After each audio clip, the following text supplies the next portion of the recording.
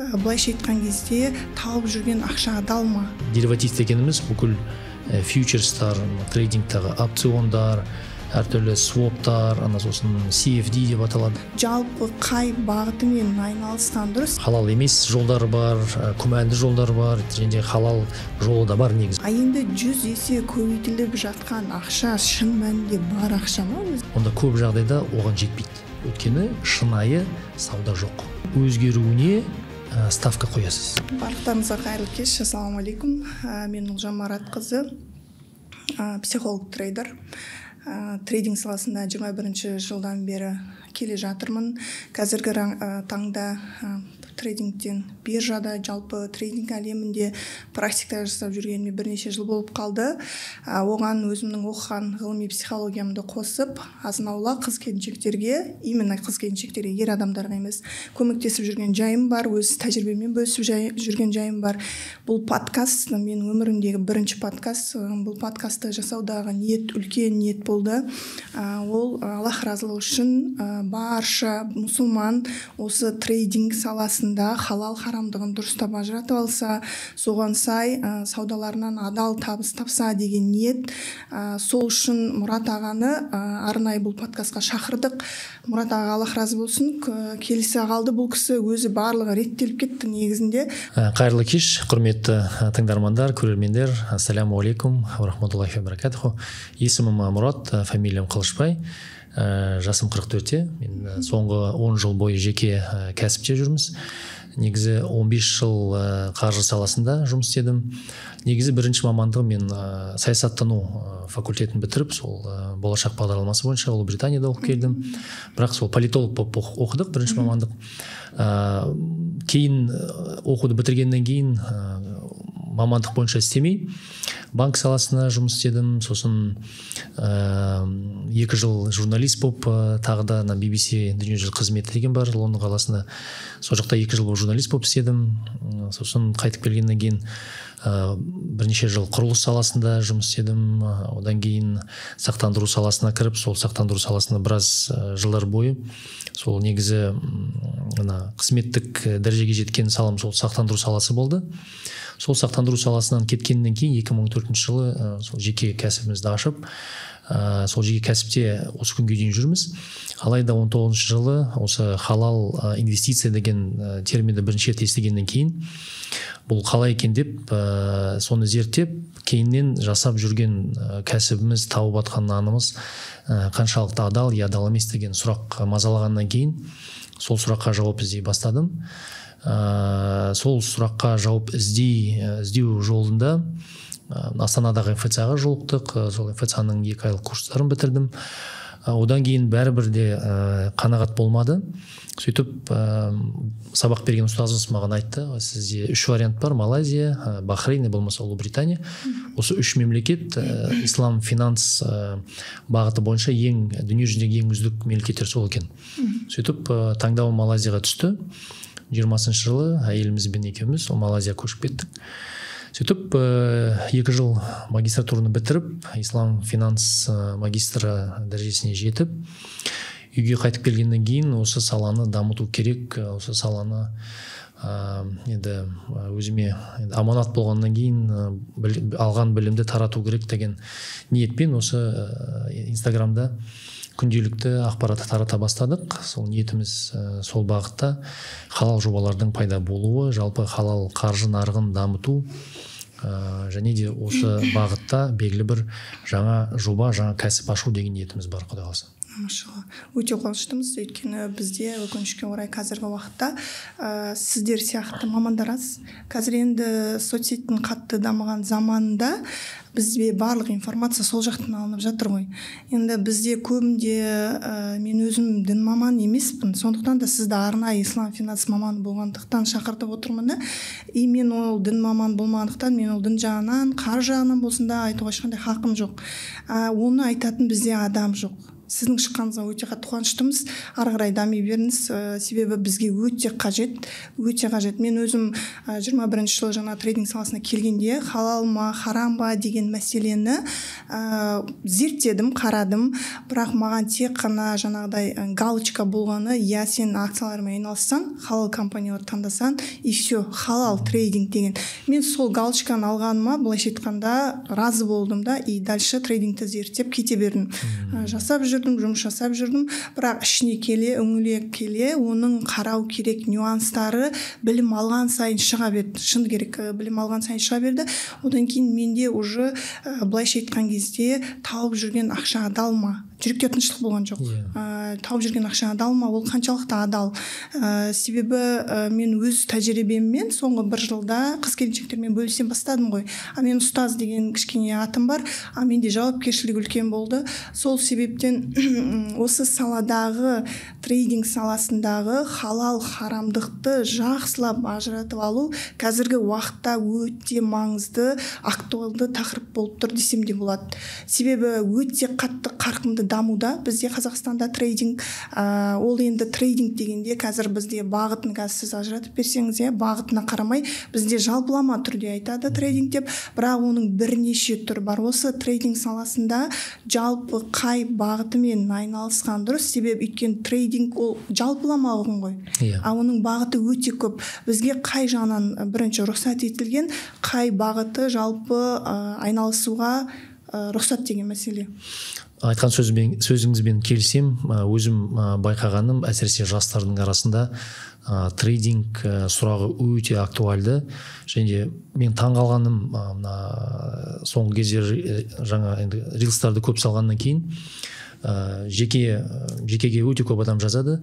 Сосын байқағаным, әсіресе сол жас балалар, қыздар сол салаға өте қатты кіріп жатыр. Өте қатты кіріп жатыр да, бірақ білім деңгейі өте аз, және де енді сұрақтар өте көп, түрлі сұрақтар. Соған қазір біздер ораламыз, бірақ жалпылама басында ең басты түсіндіріп кетейін дегенім, мамандардың осындай ислам қаржы саласында мамандардың аз болу себебі, өйткені енді былай жалпылама шариғатта бірнеше бағыт бар. Сол бірнеше бағыттың ішінде фиқх деген бағыт бар. Бұл фиқх дегеніміз бұл кәдімгі шариғаттың осы заңдық, нормативтік, құқықтық бағыты. Бүкіл осы шариғаттағы бар нормалар, заңдар осы фиқх деп аталады. Болады, болмайды деген мәселелер ме? Иә. Және де фиқх негізі екіге өзі бөлінеді ішінде. Бұл фиқх ғибадат, және де фиқх муамалят деп екіге бөлінеді.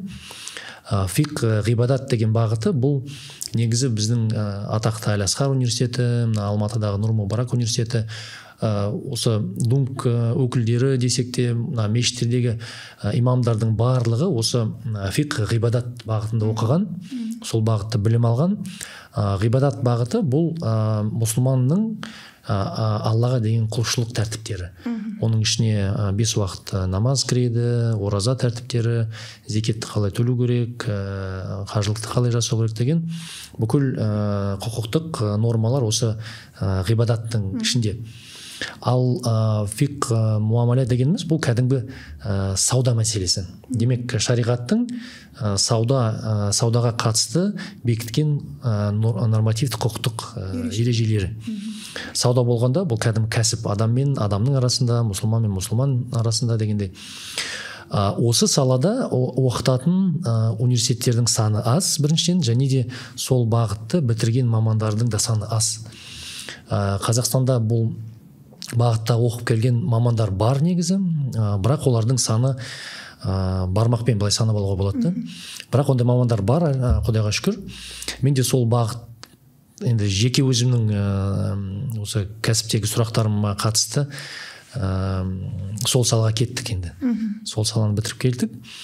Сондықтан да мына біріншіден мамандардың аз болған себебі содан, және де көп жағдайда осы ғибадат жағын оқыған ұстаздар сауда жағындағы көп нәрселерді оқымағаннан кейін айта алмайды.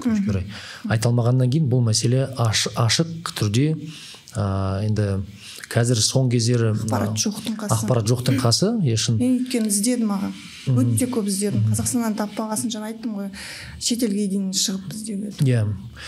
Енді мен ана соңғы Қазақстан мұсылмандарының діни басқармасының шығарған пәтуа кітаптары бар, 4 кітабы бар. Соның 3-ші 4-ші кітабында біршама осы қазіргі актуальды мәселелер қамтылған, ашылған.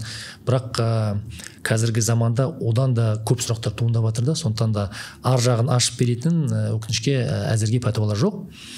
Сондықтан да трейдингке оралатын болсақ, негізі трейдинг саласында бірнеше бағыт бар.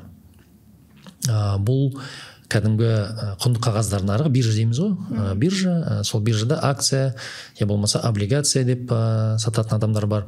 Бұл кәдімгі сол құнды қағаздар нарығы биржада. Бұл трейдингтің бөлек бір саласы. Оның бөлек тәртіптері бар, бөлек қалай таңдау керек, қандай инструменттерді, халал жолы, халал емес жолы дегенде соның бәрін енді қазір ашып айтатын шығармын, солай болса. Бұл бір бағыт бөлек, мысалы. Басқа бір бағыт бұл кәдімгі ақшаны сату, валюта, долларды, евроны, Қытай, жапондық юаньды, форекс биржасы. Оның өз тәртіптері бар. Халал емес жолдары бар, күмәнді жолдары бар, және халал жолы да бар негізі форекста. Ол екінші бағыт. Үшінші бір бағыт бұл кәдімгі құнды металдарды сату. Демек, алтын болсын, күміс, алюминий дегенде бұл кәдімгі құнды металдарды соны сауда ретінде алып сату. Ол металдық, мысалы, биржалар. Тағы бір басқа бір бағыт бұл криптоактив деп айтамыз. Демек, енді криптовалютаның ішіндегі сол биткоин, эфир, басқа да коиндарды алып сату. Оның ішінде крипто, P2P деген бар, мысалы, криптовалюталарды алмастыру, сату дегенде ол соның ішіне кіреді. Ол да бір бөлек бағыт, мысалы, криптоактив. Және де кәдімгі тауарлық биржа, мысалы, мұнайды сату, шикізаттар сату, ол да бір басқа бағыт. Әр бағытта өзінің бір нюанстары бар, сол нюанстарды жақсы білу керек. Бірақ жалпылама айтқанда халал принциптардың қайдан шығатынын соны түсініп алу керек. Біз оны қазір неге халал, неге харам деген мәселе ғой. Өйткені менде мынандай сұрақ келді да, оның барлығы бір биржа емес па дегенше, барлығы бір график қой деген сұрақтар болды. Мен білім болмағасын кішкене жауап беру мәселе қиын болды. Енді жалпылама неге бұл халал я болмаса халал емес деген сұраққа келетін болсақ, сауда, шариғаттың саудаға қатысты бекіткен ережелерінде бұларда істейтін осы бағыттағы бекітілген, шариғаттағы бекітілген принцип адал емес, харам етілген заттар ашық айтылған. Ол заттарды жасамаса қалғанның бәрі халал делінген. Демек, ашық айтылған арам заттар қандай? Сол заттарды білу керек, оны анықтай алу керек. Қалған осы заттардан, мысалы, адал емес деп айтқан кезде, ол ең басты осы шариғаттың саудадағы қатысты бекіткен ережелеріндегі харам деп көрсетілген 3 басты запрет бар. Біріншісі ол арабшасы риба, қазақшасы өсім дейді. Кәдімгі енді дұрыс аудармасы өсім негізі. Трейдингте маржа. Трейдингте бұл плечо. Маржа дейді. Плечо өз ақшасын көбейтіп береді. Демек, бұл несиенің, биржадағы несиенің бір түрі. Классикалық, мысалы, банк саласында бұл барып, мысалы, сіз банкіге кредит алсаңыз, бұл риба. Я болмаса банкіге барып депозитке ақша салсаңыз, сізге банк үстінен пайыз қосып төлесе, бұл да риба. Сондықтан да трейдингтағы рибаның көрінісі бұл кәдімгі брокердің ақшасын алып, өз ақшаңыздың үстіне, мысалы, менде счетта $1000 жатса, брокер маған үстінен $5000 береді, қосып береді, айтады: Мұрат, айналайын, $6000 сауда жасас деп, мысалы, қосып береді. Мен 1000-мен сатсам, түскен пайдам аздау болады деп көрінеді. Сөйтіп мен брокердан үстіндегі $5000 қосам, $6000 сауда жасаймын. сол брокердің үстінен қосып атқан $5,000 бұл кәдімгі несие. Өйткені дүние жүзінде өз ақшасын тегін беретін брокер жоқ. Өйткені брокер бұл қайырымдылық ұйымы емес. Сондықтан да брокер біреуге ақшасын берген кезде ол ақшадан қосымша пайда табады. Сауда жасалады, де болмаса кәдімгі комиссия алынады. Демек, мына кәдімгі брокердің берген қосымша ақшасы бұл несие, ал несие тегін болмайды. Сондықтан да бұл рибаның трейдингтегі көрінісі. Бірінші осы шариғаттың саудаға қатысты айтылған ережесіндегі бірінші арам деп бекітілген норма бұл риба. Өсім. Құранда аяттар жиі кездеседі. Оны қай жерден алдың деп, мысалы, кейбір кезде Инстаграмда жазады, дәлелің бар ма деп, сондай. Өте көп кездеседі, риба, сондай көп жазады. Шариғаттың өзінің источниктері бар, қайнар көздері бар. Демек, бұл бір адамның ойлап тапқан зат емес, бұл кәдімгі шариғатта бекітілген 10-нан астам қайнар көзі бар шариғаттың. Соның 4 қайнар көзі бүкіл ғалымдармен қабылданған, ешкім күмән келтірмейтін 4 источник бар шариғатта. Ең бірінші шариғаттың источнигі, қайнар көзі, бұл әрине Алланың кітабы Құран. Сондықтан да бір нәрсені айтқан кезде ең біріншіден сол Құрандағы аяттарға негізделіп айтылады. Шариғаттағы екінші басты қайнар көзі шариғаттың бұл пайғамбарымыздың саллаллаху алейхи вассалам ол сүннеті. Демек, егерде біздер Құранда жауап таба алмасақ, онда екінші источник ретінде біз пайғамбарымыздың саллаллаху алейхи вассалам сүннетін аламыз. Бұл шариғаттың екінші источнигі. Және тағы да үшінші, төртінші бұл иджма, қияс деп атайды. Оған толығырақ тоқталу қажет емес шығар. Демек, сол үшінші, төртінші источнигі бар. Сол шариғатта бекітілген қайнар көздерге негізделіп айтылған үкімдер ғой негізі. Адал я болмаса адал емес деп айтқан кезде. Ешқандай да ойдан құрастырылмаған дәлелмен. Шынымен де, мысалы, дәлел келтір деген кезде ол кәдімгі Құранның аяттары бар. Мысалы, рибаға қатысты Әл-Бақара сүресінің 275 аятында рибаға қатысты нүкте қойылған. Соған қатысты ақпарат алам деген адамға Құранды оқып, тафсирді оқып алуға болады. Демек, мына бірінші адал емес делінген үкім бұл рибаға қатысты өсім. Маржа. Бізде трейдингте маржа, кредитный плечо деп айтады, значит болмайды. Болмайды. Бұл маржа трейдингтің акция саласында болсын бар. Форекске кірсеңіз, Форекста да бар. Өте үлкен. Форекстағы басты проблема осы маржа риба мәселесі. Өйткені Форекста өз ақшаңызбен сауда жасайтын болсаңыз, тапқан пайдаңыз өте кішкентай болады. Мысалы, мен $100,000 салып, сол $100,000 бір сауда жасасам, онда $100 табам, таппасам таппаймын. Ал егерде менде $1,000 болса, мен табатын пайдам өте кішкентайды. Сондықтан да көп адамдар бұған келіспей, сол брокердің плечосын алып, сөйтіп істейді. Ал бұл кәдімгі риба, несие. Сондықтан да Форекстағы плечо, маржа бұл адал емес. Шариғатта шек қойылған, Құранда қойылған, шек қойылған риба мәселесі, өсім мәселесі. Осы жерде бір сұрақ туындап тұр да. Мен логикама кішкене келмейді. Мысалы, ойлаңызшы, сен $100 саласың, $100 саласың, олар саған Форекс биржасында, мысалы, алтын алып сататын кезде хаузи деп жатады ғой бізде. Сол жерде сенің $100-ыңды 100 есе көбейтіп, саған сауда жасауға рұқсат береді. А енді 100 есе көбейтіліп жатқан ақша шын мәнінде бар ақша ма өзі деген менде вопрос бар. Себебі ойлаңызшы, біз Қазақстан өз алдына, бүкіл әлем өз алдына сол биржамен сауда саттық жасайды. $1,000-дің өзін 100 есе көбейткенде ол аз ақша болмайды. Сонда ол жерде бір шындық бар ма деген менде вопрос туындады. Өте дұрыс вопрос. Негізі Форекс брокерлердің басым бөлігі шын сауда жасамайды.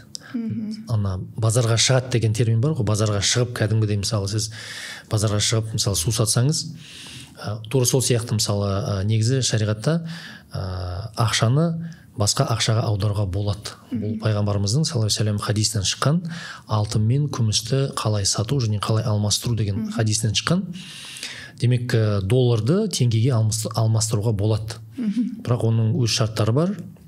Бұл шарттарда егерде мен доллар сататын болсам сізге, сіз енді маған теңге бересіз, мен сізге доллар беремін. Обменный пункт сияқты айырбастау операциясы қолма қол жүру керек, және де осы айырбастау мәжілісі үзілмеу керек. Демек мен сізге бүгін доллар беріп, сіз маған ертең әкеп берем деп айтсаңыз, онда бұл шариғат заңына келмейді. Өйткені ақшаға қатысты тәртіпте қолма қол мәжіліс басталып, қолма қол өткізіліп, сол мәжіліс біту керек та. Біз айырбастауды бітірмей кетпеуіміз керек. Бұл шарт. Бірақ негізі бір ақшаны екінші ақшаға алмастыруға шариғатта рұқсат етілген. Форекстегі көп брокерларға қатысты айтылған бар проблема, бұл шынайы ақшаның айырбасы жүрмейді. Сіз айтқандай, мысалы, графикта көрсетіледі, осындай долларға саттым, евро алдым дегендей графикта көрсетіледі, сіз алмастыру жасадыңыз, бірақ сіз шынайы, мысалы, бір операцияны жүргізіп, сол алмастырған евроны мен қазір өз банк счетыма аударып, евроны қалтама салайын десеңіздер, онда көп жағдайда оған жетпейді. Өйткені шынайы сауда жоқ. Демек, экранда сауда бар, сіз белгілі бір сауда жасап атқандай бұл көрінесіз де, бірақ брокерлардың әсіресе бұндай операцияға баратын брокерлар бұл орташа, болмаса аса танымал емес брокерлар, болмаса регистрациясы мынандай серый зона деп айтамыз ғой, регистрациясы басқа офшорный зоналарда жасалған брокерлар сонда операцияға барады. Өйткені олар үшін бұл өте тиімді. Бұл кәдімгі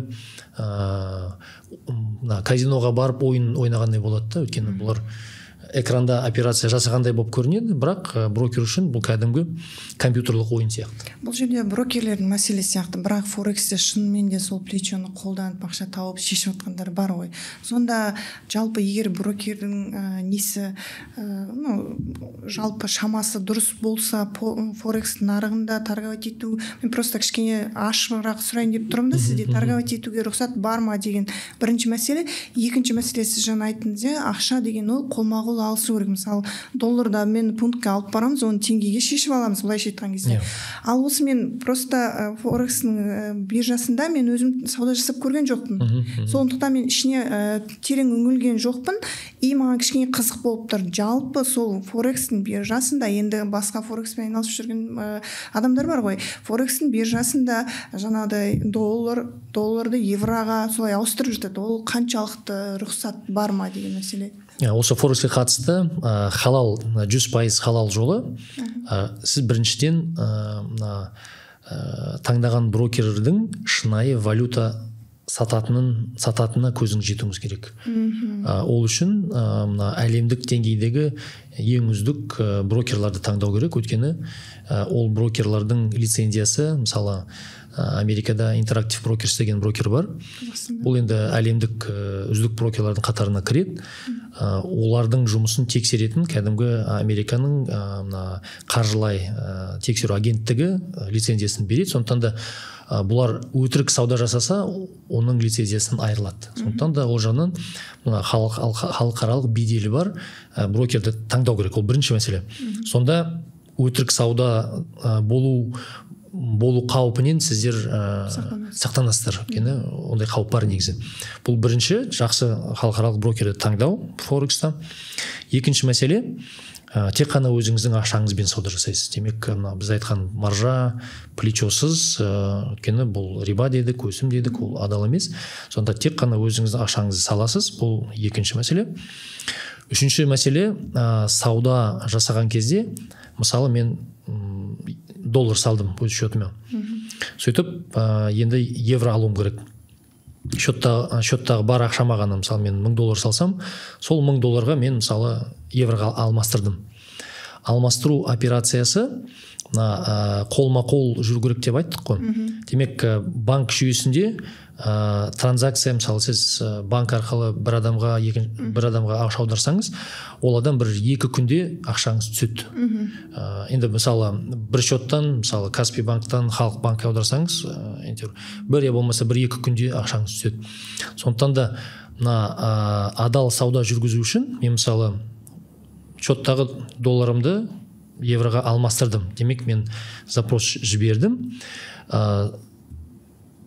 евро сатып алу жөніндегі тапсырыс бердім. Енді мен 2 күнде күтуім керек. Ана сатып алған евро айналып өзімнің счетыма түсу керек. Демек ол түспегенше ол менің қолымдағы зат емес. Ал Форекстағы, енді Форекстің идеясы сіз тез сауда жасау керексіз. Соны сұрағым келді. Мысалы мен долларды евроға алмастырдым, мысалы қазір 5 минуттан кейін ол евроны қайтадан сатып жібердім иенға, ол иенді алдым да басқаға сатып жібердім. Демек бұлай жасасаңыз бұл шариғи жолға жатпайды. Өйткені мен мысалы евроны сатып алдым, оны 5 минуттан кейін сатып жіберсем, ол евро әлі менікі емес, ол менің счетыма әлі түскен жоқ. Сол тұрғыдан шариғатта шек қойылған. Демек өзіңнің қолыңда жоқ затты сен сата алмайсың. Сондықтан адал жолы ол күту керек. Демек евро счетқа түсу керек. Содан кейін ғана мен евроны сата аламын. Бірақ бұл Форекстің системасына келмейді. Системасына логика келмейді. Дей трейдер ретінде айтқым келіп тұр. Қалай келеді ол? Мысалы, дей трейдер деген ол сауданы 10 минутта аяқтауы мүмкін, жарты сағатта аяқтауы мүмкін, 15 минутта, 5 минутта.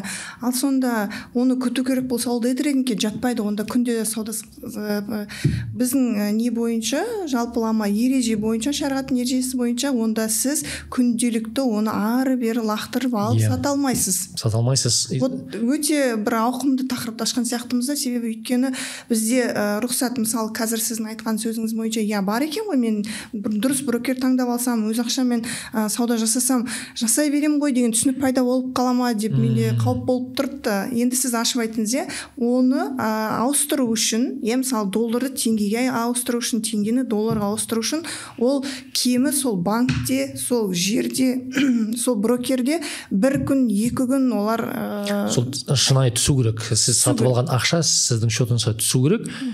Түскен кезде, мысалы сіз барып ол ақшаны шешіп алам деген деңгейде сіздің счетыңызға жату керек.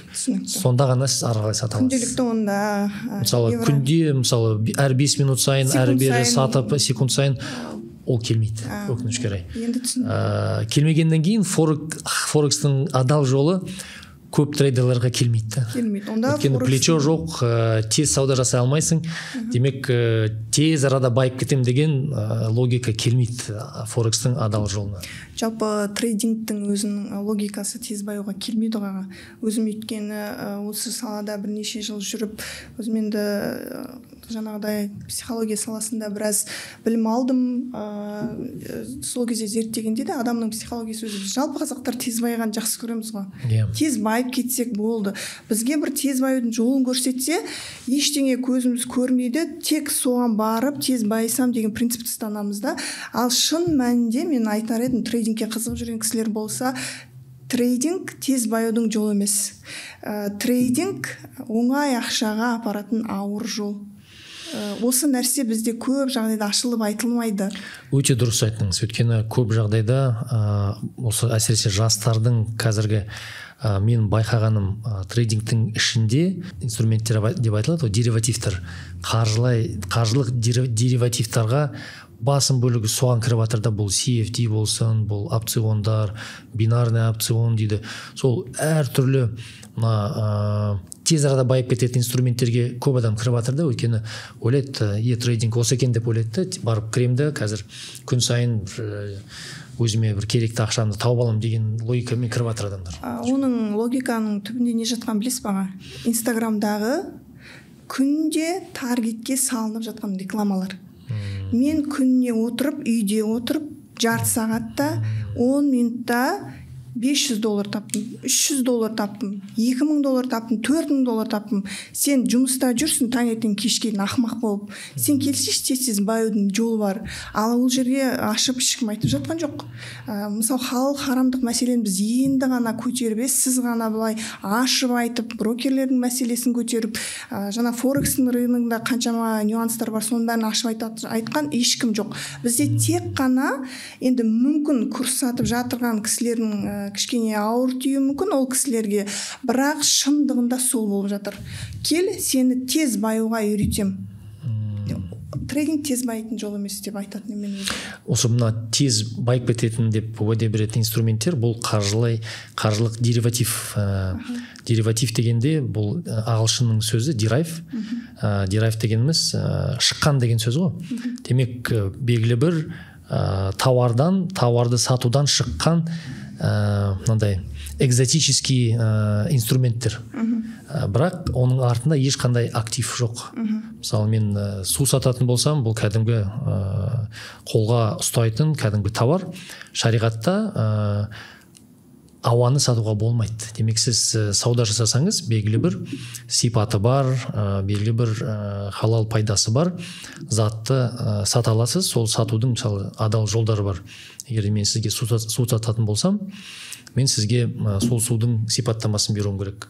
Қандай су, объемы қандай, газы бар ма, газы жоқ па дегендей, кім оны шығарды.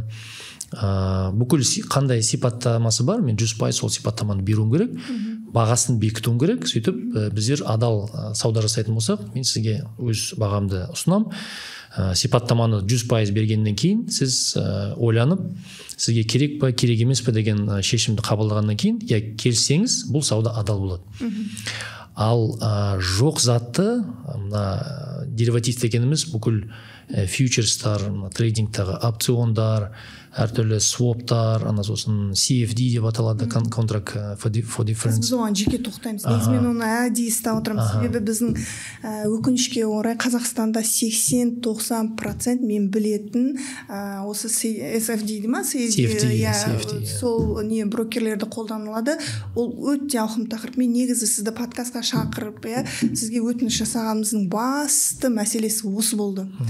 Себебі бізде жаңа мен басында айтып кеткендей, трейдингке келсең, сен дұрыс компаниялар таңдасан, болды. Сен халал ақша тауып жатсың. Брокерлердің мәселесін ешкім көтеріп жатқан жоқ. Енді біз кішкене алшақтап кеткен сияқтымыз. Екінші мәселе, сіз басында рибадан бастадық. Рибаны айттыңыз, одан кейінгі мәселе. Рибаны айттық. Екінші мәселе бұл арабшасы ғарар деп аталады. Енді аударма жасаған кезде бірнеше деп сөзбен аударуға болады. Бір аударма сөзі тұрлаусыздық деген сөз бар да, қазақша. Тұрлаусыздық, белгісіздік, белгілі бір қауіп дегенде, қауіп қатер дегенде солай аударуға болады. Бұл ғарарға қатысты, бұл ғарардың көрінісі қандай, қай жерде біз оны кездестіреміз, қай жерде көреміз. Көп жағдайда бұл трейдинг мәселесіне келген кезде бұл опциондар, фьючерстар, своптар осы ғарарға келеді. Неге деп сұрайтын болсақ, мысалы, адал сауда жасаған кезде, адал сауданың өзінің шариғат бойынша талаптар бар. Баға болу керек дедік, товар болу керек. Бұл адал саудадағы, негізі адал саудада 3 пункт бар. Сол бірінші пункт бұл сатушы және сатып алушы болу керек. Екеуде кәмелетке толған, есі дұрыс адам болу керек. Сіз сауда жасасаңыз, егер мысалы жас балаға білмей бірдеңе сатып жіберсеңіз, бұл шариғат бойынша адал болмайды. Болмаса есі дұрыс емес адамға сатсаңыз, ол да саналмайды, халал болмайды. Сондықтан да бірінші талап бұл адал кәмелетке толған сатушы мен және сатып алушы. Екінші бұл саудадағы келісім шарттың толық болуы.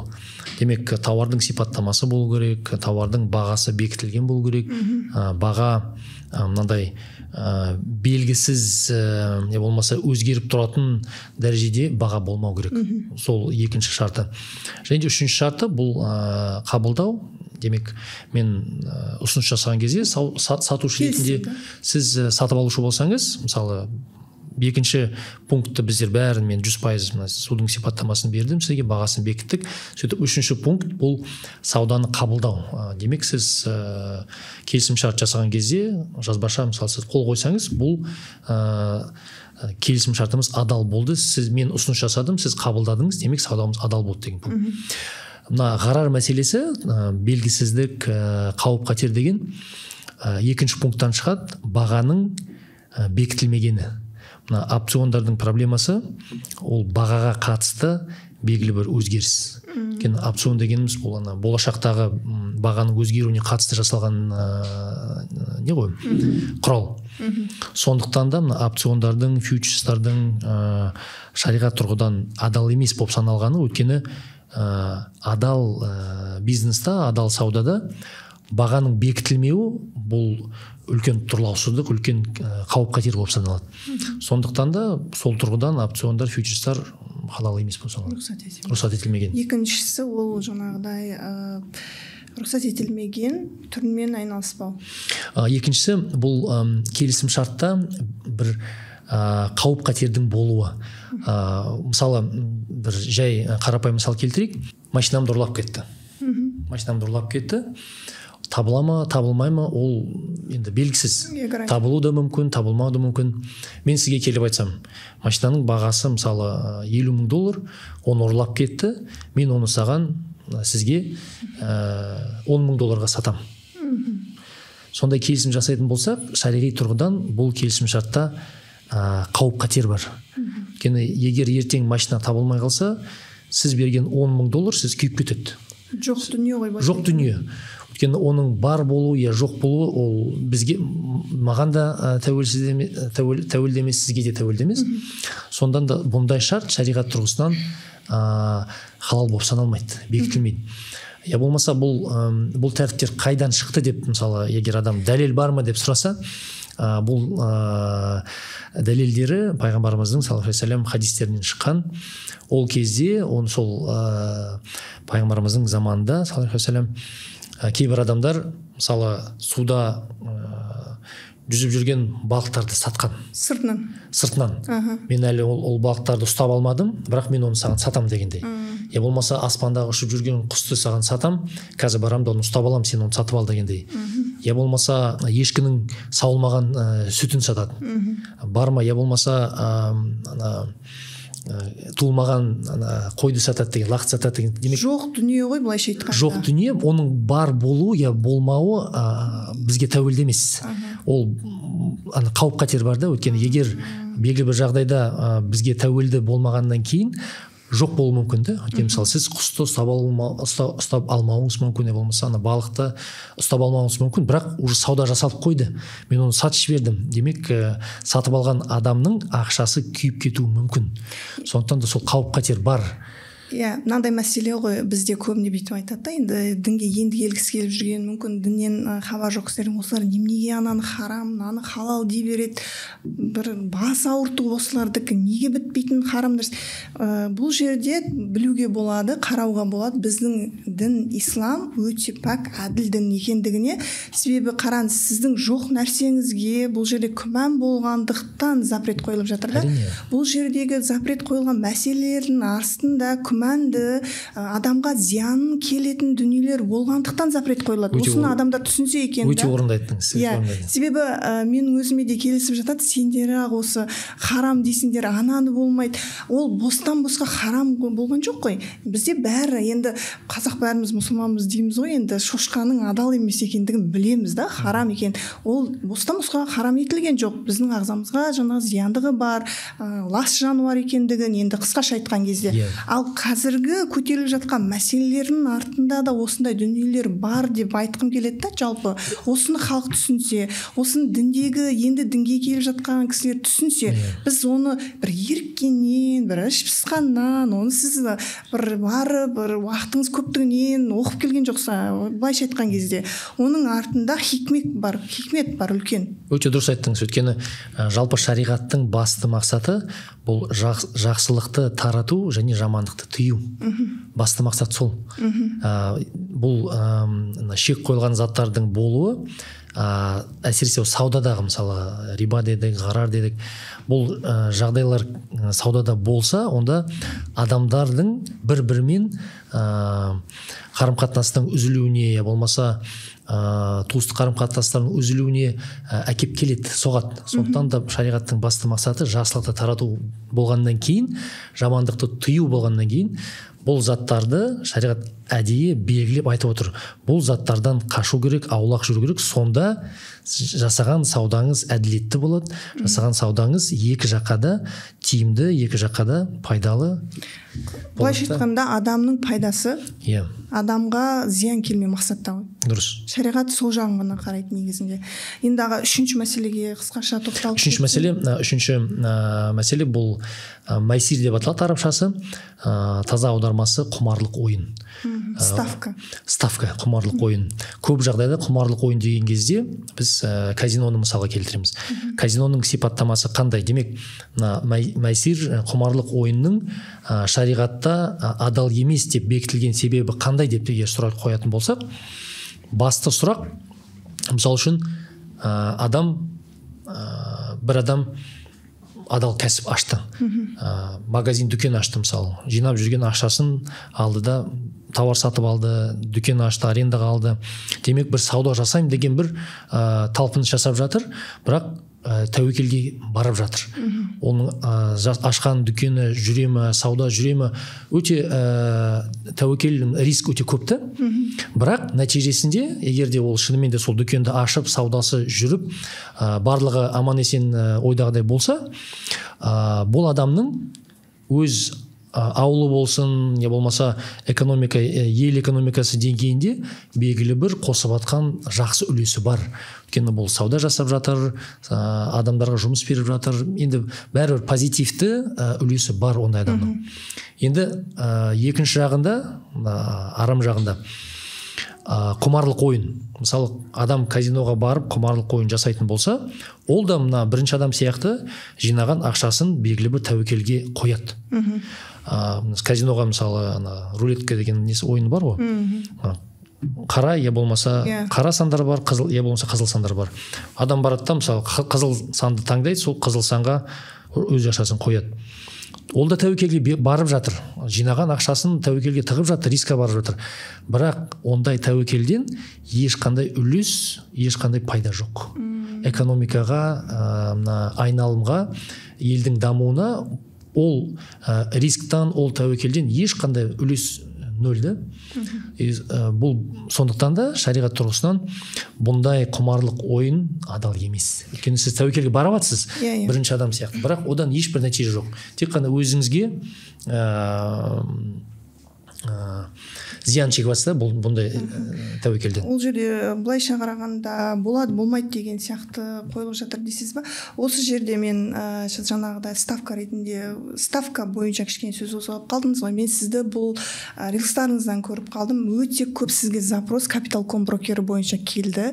Негізі бұл жаңағы айтып кеткендей подкастқа осы Capital.com брокер себеп болды. Неге? Себебі мен өзім жеке білетін Қазақстанда 80-90% бағана айтқандай Capital.com брокерін қолданады.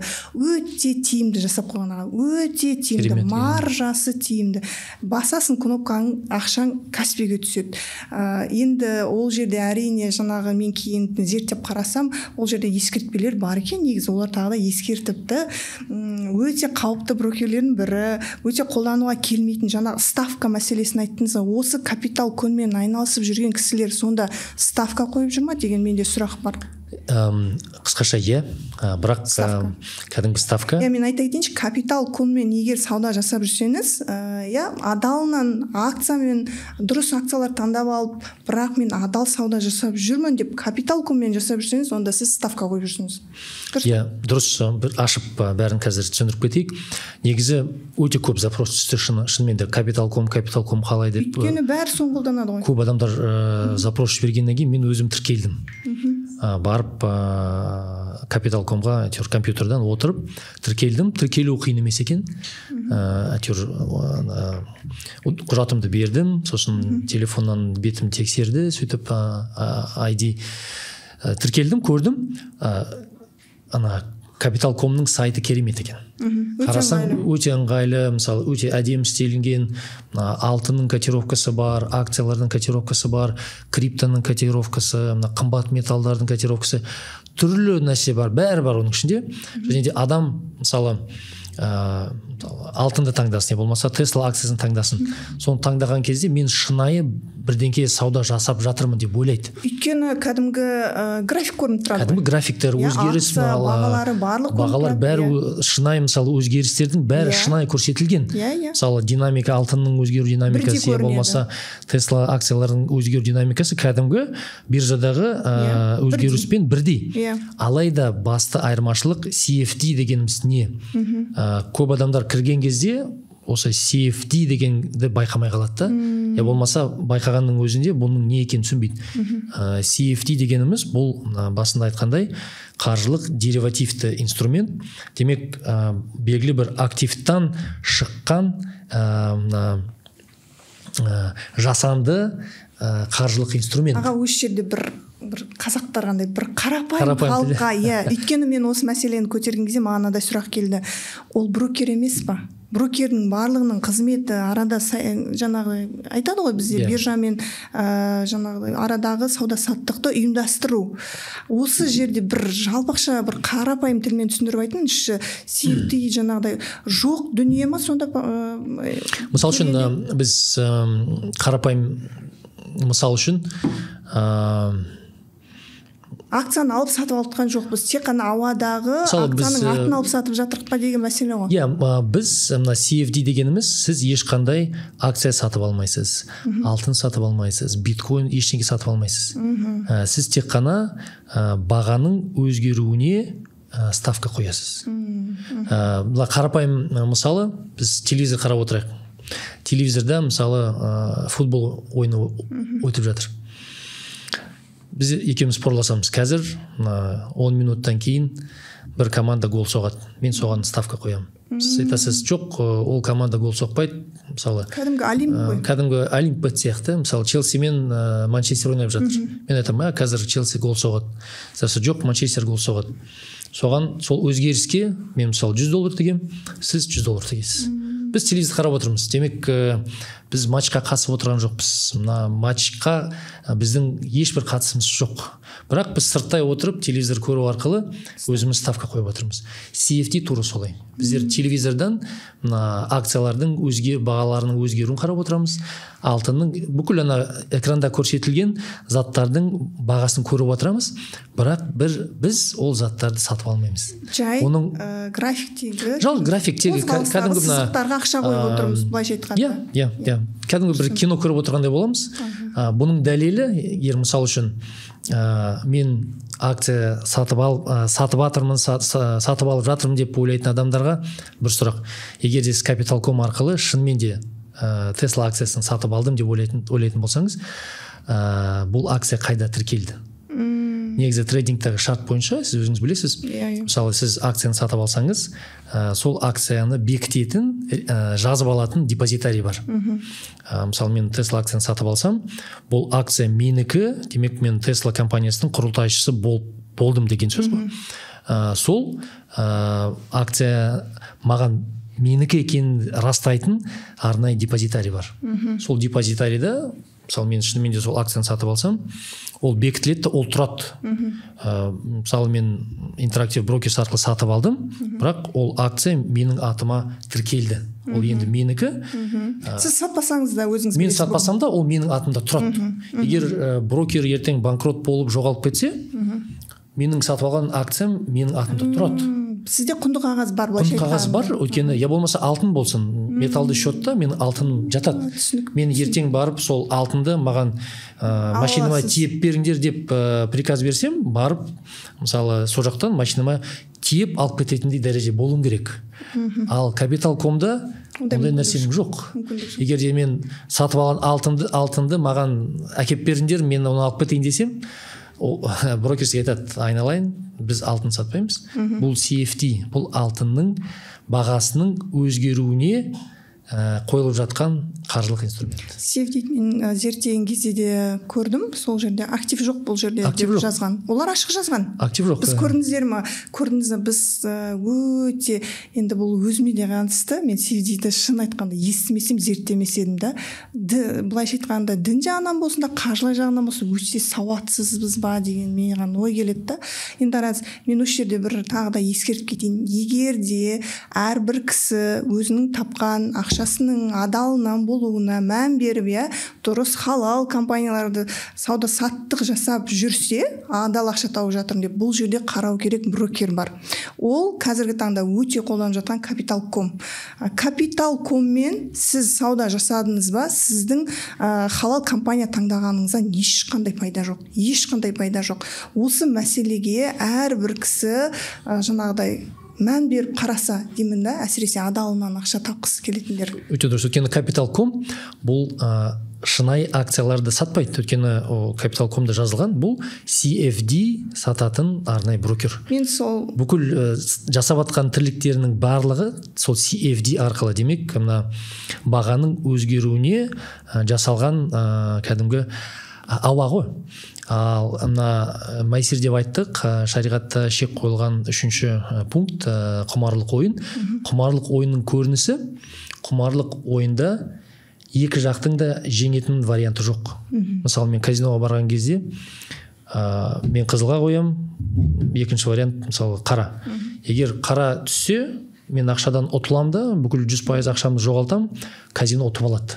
Мен ұтылам да, казино ақшасын ұтып алады. Егер де қызыл сан ойнаса, мен ұтып алам да, казино ұтылады. Бұл жерде тура сондай. Бұл жерде сол казинода мысалы екі жақтың да әділетті, шынайы пайда көретін варианты жоқ казинода. Құмар ойындар да жалпы. Мына CFD-да, Capital.com-да тура солай. Мысалы, мен бағаның өзгеруіне ставка қоям ғой, баға өседі деп. Ал экранның ар жағында отырған, мысалы, Америкада отырған басқа бір кісі тура сол алтынның құлауына ставка қояды. Демек, баға құлайтын болса, мен ұтылам, ана адам жеңеді. А бұл миллиондаған адам отыр, мысалы. Сол экранға қарап, мысалы, 1 миллионы өседі деп қояды, там жарты миллионы құлайды деп қояды, сөйтіп екі арада. Ал брокер бұл кәдімгі экранға телевизор кино көрсетіп қойған. Соның ортасында пайда тауып отыр. Екеуден де пайда алып отыр. Комиссиясын менен де алады, сізден де алады. Бірақ екі арада я болмаса сіз ұтасыз, я болмаса мен ұтамын. Ал шариғатта бұл шек қойған. Болмайды, өйткені адал жолы екі жақты жеңу керек. Сондықтан да мына құмар ойынның адал емес болған себебі, екінші себебі сол да. Өйткені екі жақтың да тең болсын, я болмаса екі жақтың да пайда көретін варианты құмар ойындарда жоқ. Өйткені біреу ұтылады, біреу ұтады. Құмар ойынның тағы бір жаман несі, енді психолог ретінде айтам, психика, жаңа денсаулыққа кері байланыстар бар ғой, енді сол үшін де кішкене біздің шариғатта запрет шығар. Енді осы жерде айтып кететін бір мәселе бар. Мен алғаш трейдингке қадам басқан жылы, менің алғашқы ұстазым осы Freedom Broker, біздің официальный лицензиясы бар, Freedom Brokerмен таныстырып, мен сонымен бірнеше жыл өзімнің кәдімгі жеке $10,000 ақшаммен новичок болсам да торговать еттім кезінде. Бірақ осы бір адам деген андай емес па, пенде бір жақсы оңай дүние келсе, осы соңғы жылдары Capital.com дегенде барлығы реклама жасай бастады. Бізде бүкіл трейдерлар жаңағыдай сонымен қолдана бастады активно. Сол жерде мен де жаңағыдай принциптерді ұстандым ғой, тек қана компания халал болса, маған брокер маңызды емес деген мәселелер. Оны кейін түсіне келе уже зерттеді ғой. Ертең айтылуы мүмкін да, мүмкін Инстаграмды көріп жатар, мүмкін ол жерде нәтижелер салынған. Мен де Capital.com-ды қолданғам. Мойындаймын, бірақ мен қалай естідім, тоқтадым. Өйткені мен жүрегіме тыныштық болмады. Мен тоқтадым, айта бастадым. Осы айта бастағанның мәселесінің арқасында үлкен жаңағы сұраулар пайда болды. Сонда біз қандай брокер қолданамыз? Осы жерде кішкене бізге жаңағыдай брокерлерді қалай таңдау керек мәселесі, брокер мәселесіне келген кезде деген сұрақ. Мына CFD-ге қатысты тағы да бір айтып кететін жайт, мына Capital.com-ға мен өзім тіркелдім. Сол тіркеліп қараған кезде шынымен де мысалы адам байқамай мен кәдімгідей сауда жасап жатырмын деп ойлап кетеді. Өйткені графиктардың несі өте әдемі жасалған, интерфейсі керемет жасалған, оңай жасалған. сонда бүкіл әлемдегі болып жатқан заттардың бәріне мен сауда жасап жатырмын деген сондай бір жалған ой келеді адамға. Солай жасадық қой. Ал мысалы CFD-ді түсінбейтін адам сөйтіп ойлап қалады. Өйткені ол айтады, мен кірдім, мен шынымен де сол акцияларды я болмаса алтынмен сауда жасап жатырмын деп ойлап қалады. Бірақ бұдан фильтр ретінде бұл қандай инструмент екенін көру керек ең басты. Демек CFD деген жазу болса, Contract for Difference, бұл қандай брокер болмасын, Capital.com бола ма, Interactive Brokers'тың ішінде де бар. Мысалы CFD, мысалы продуктовый линейкасын ашып қарасаңыз, ол жақта бар Stocks дейді, мысалы акциялар, Bonds дейді, мысалы облигациялар, CFD деп жазылады. Таңдауға байланысты. Таңдауға байланысты. Capital.com'ның ерекшелігі бұл 100% CFD мен ғана істейтін брокер. Таңдау жоқ. Сондықтан да сіз оған кірсеңіз, сіз 100% CFD-ге кірдіңіз деп ойлай беріңіз. Ал басқа брокерге кіріп сауда жасайтын болсаңыз, сіз қарауыңыз керек. Мен қандай инструменттермен сауда жасап жатырмын. Брокер таңдаған кезде бірінші қарайтын мәселе осы CFD. Бірінші мәселе деген кезде қалай таңдаймыз деген мәселе болып жатыр қазір. Ең бірінші халықаралық деңгейдегі беделі бар, лицензиясы бар мықты брокер таңдау керек.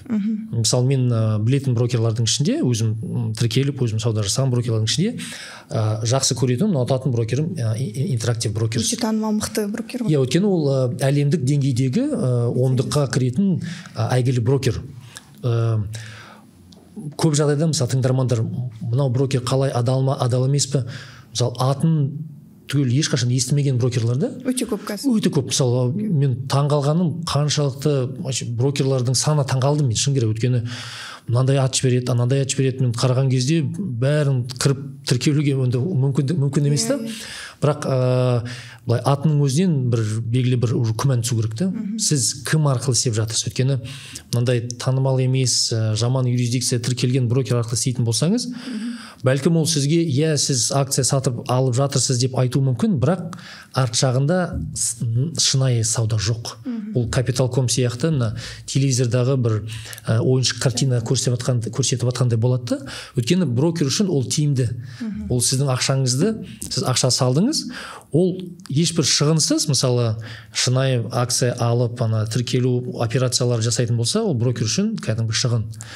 Ал өтірік жасайтын брокерлар үшін, олар шынайы сауда жасамаса, ол кәдімгі сізде телевизор арқылы бір кино көрсетіп қандай болады. Арасында пайда отырады, пайда табып отырады. Енді ол шынайы брокер былайша айтқан кезде қор биржамен кәдімгі тікелей қарым-қатынаста болу керек қой. CFD брокерлер олар жоқ. CFD-дің инструментінің өзі белгілі бір биржаға тіркелудің сауда жасау ешқандай қатысы жоқ. Өйткені CFD инструментінде жазылған. Бұл Contract for Difference, бұл актив емес, бұл тек қана бағаның өзгеруіне қойылған қаржылық инструмент. Бірақ бағаның өзгеру ол шын. Мысалы алтынның бағасын кәдімгі котировка келеді шын. Бірақ CFD-ның өзінің мәні, сипаты біз актив сатып алмаймыз деп жазылған. Бірақ адамдар енді сипаттамасын оқымайды да. Оқымайды. CFD жаңағыдай лицензиясы бар, дұрыс активтері бар брокерлермен жұмыс жасамаған күнде, онда сіздер ешқандай алтын болсын, акция, құнды қағаздарды алып сатып отқан жоқсыздар. Өтірік кісі. Тек қана олимпиаданың біледі ғой қазақтардың барлығы, казино, ставка. Сол жақта барып мына жер өседі, мынау түседі деп ставка қойып жатыр. Ал ставканың енді шариғатқа қатысы бар, білесіздер, үкімі қалай екен, олай құмар ойын өте ауыр жаңағыдай күнәлардың, мен кішкене шет жағын айтып кетейін, күнәлардың қатарына жатады деп білемін мен өзім. Маида сүресінің 90-91 аятын жазылған, соны бұл шариғаттағы источниктардың бірі бар ойынға қатысты айтылған. Олимп дедік қой, тура сол сияқты қарапайым мысал, олимп мысалы сізге жазса алтынның бағасы өзгере ме, өзгермей ме, қалай ойлайсың дегенде, тура сол сияқты. Болмаса Tesla акциясының бағасы өзгере ме, өзгермей ме, ставка қой деген, тура сол сияқты. Сол CFD деген олимптің әдемілеу жасалған қазіргі жағдайға, қазіргі трейдинг дамып жатқан жағдайда, трейдинг деген терминге сай болатындай бір әдеміленіп жасап қойған әдемі картинка. Казиноның бір түрі. Казиноның бір түрі. түсінікті, өте түсінікті аға. Енді бұл жерде брокердің мәселелері, енді өте көп брокер бар, жаңа қарайтын брокер лицензиясы бар, активтері бар, шын мәнінде қолдарында алып сататын жаңа айтып кеткен активтері бар и тіркелген болу керек, Мысалы интерактив брокер деп айттық.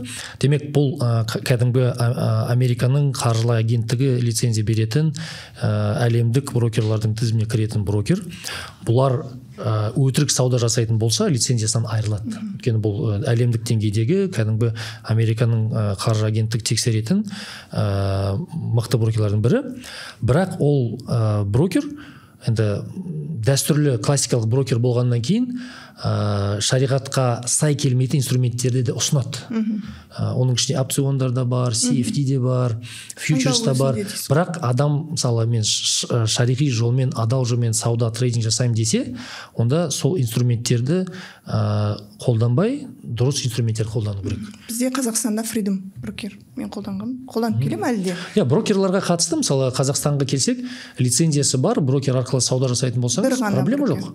Бір ғана брокер ма бізде? Жоқ, бізде 20-дан астам брокер бар, лицензиясы бар. Мысалы Freedom бұл ең әйгілі брокерлердің бірі, танымал брокерлердің бірі. Бірақ мысалы Халық Финанс бар, BCC Invest бар, БЦК банктың, Фортының брокері бар, Джусан брокер бар дегенде. Солардың несі болса, спискісі болса. Мысалы қаржылай агенттіктің ресми сайтында тіркелген лицензиясы бар, брокерлердің тізімі бар. Ол кәдімгі бір құпия немес, кәдімгі. Мен өзім білетінім сол Freedom банк қана екен.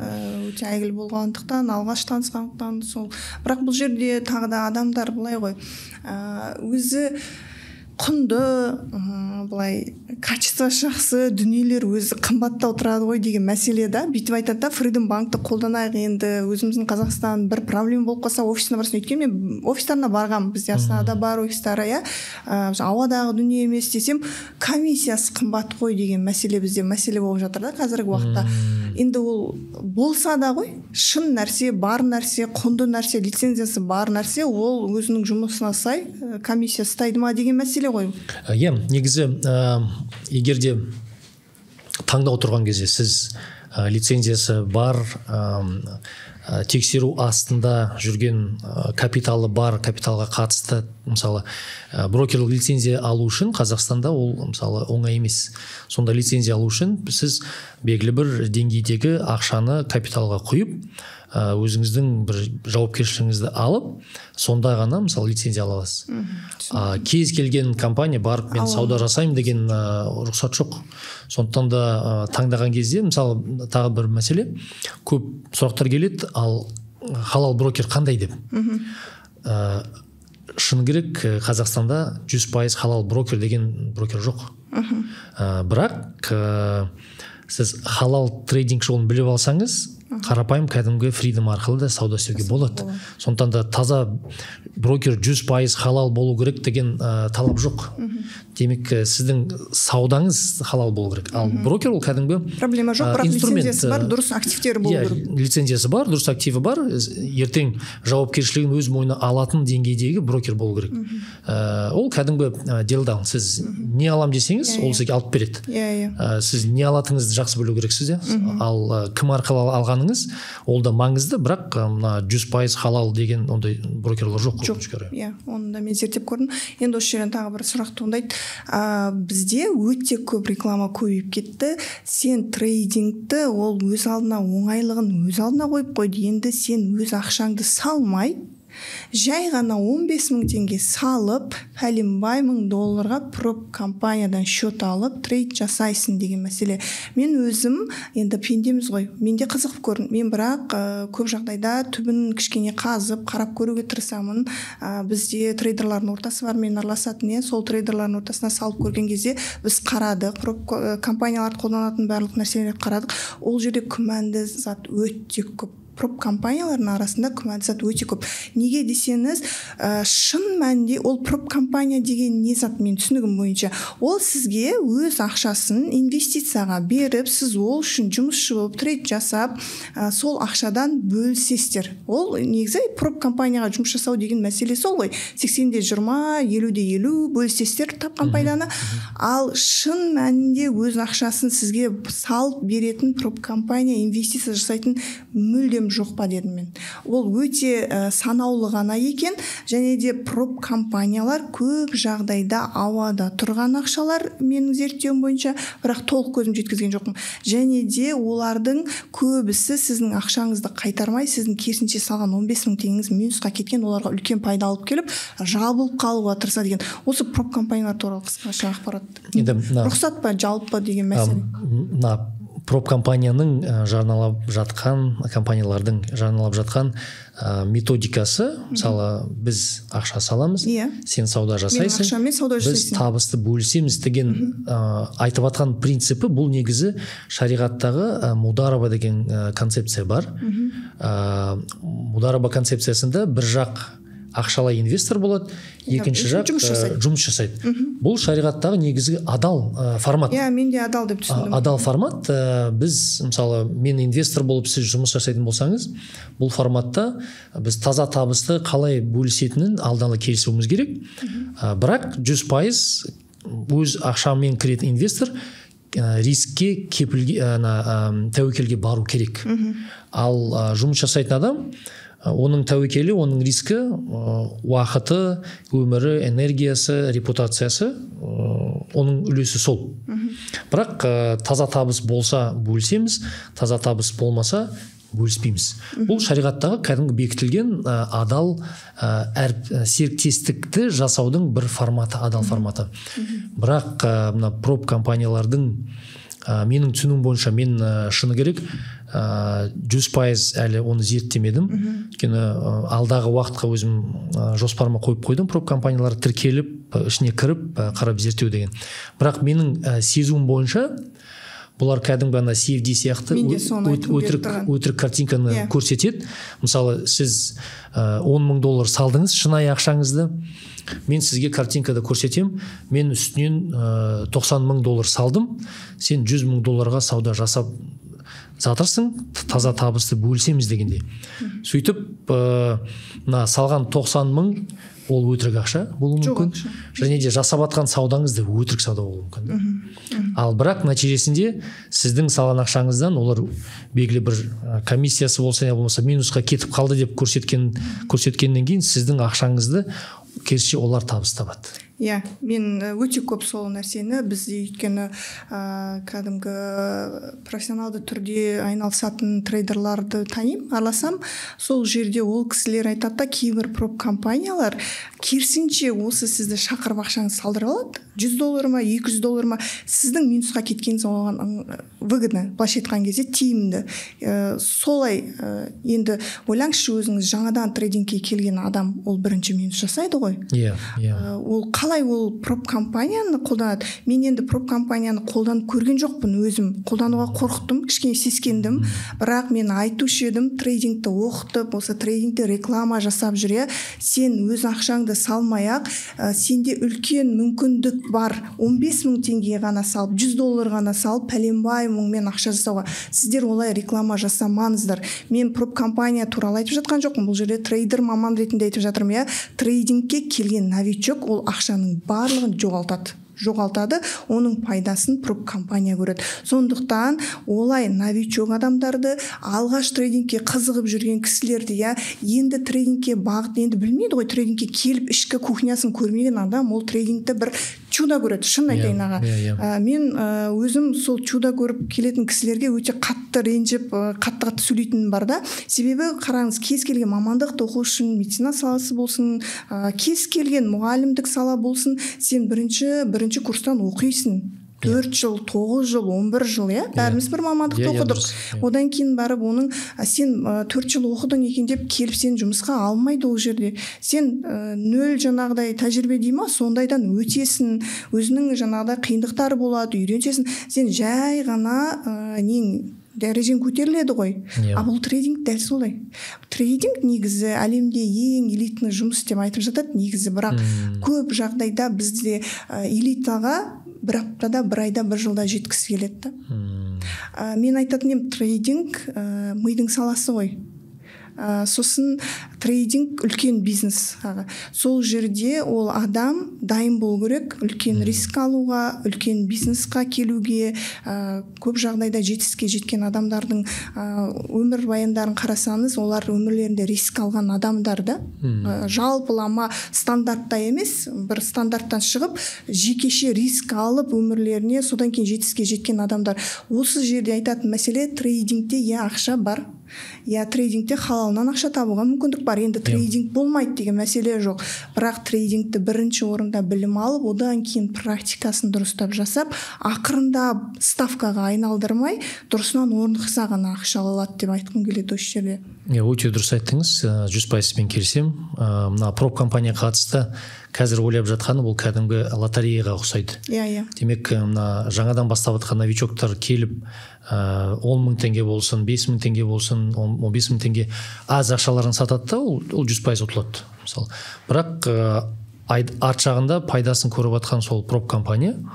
Мысалы 1000 адамның ішінен енді бір ары кетсе бір 10-20 адамы шынымен көрсетіп, жақсы результат көрсетіп, бір пайдасын алады, бірақ қалған 950-970 адамы ақшасын жоғалтып жатыр. 1000 новичок болса, 1000 де ұтылады. 1000 новичок. Бірақ ана айтайын дегенім, бұл проб компания үшін тиімді. Өйткені 10 адам келіп ұтылады ақшасынан, бірақ соның ішінен әйтеуір бір жақсы шыққан бір 1-2 адам болса, олар ақшасын төлеп беру мүмкін шынымен де, бірақ общий баланс түссеңіз, бұлар да ауадан ақша жасап жатыр да.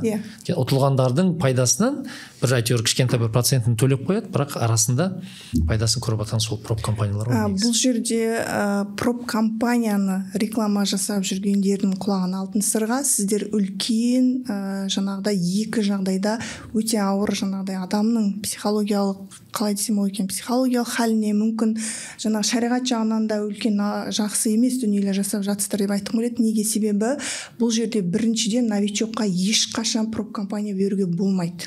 Менің ұстаным трейдер маман ретінде. Екіншіден естіп жатсыздар, проб компания ол ауадағы жоқ ақша.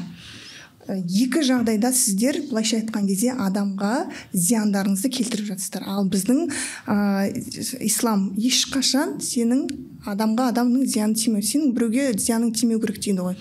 Қарапайым мысал үшін сіз кәсіпкерсіз, бір сауда жасап жатырсыз, сөйтіп мысалы енді магазиніңіз бар, сауда жасап жатырсыз, сізге бір кішкентай бала келеді. Сіз сол балаға қалтаңыздағы тапқан ақшаңызды беріп, мінекей мен саған тапсырдым, сен барып сауда жаса, жасаған саудаңнан 1% өзіңе ал, жартысын маған бер деген. Сіз өйтіп істемейсіз ғой.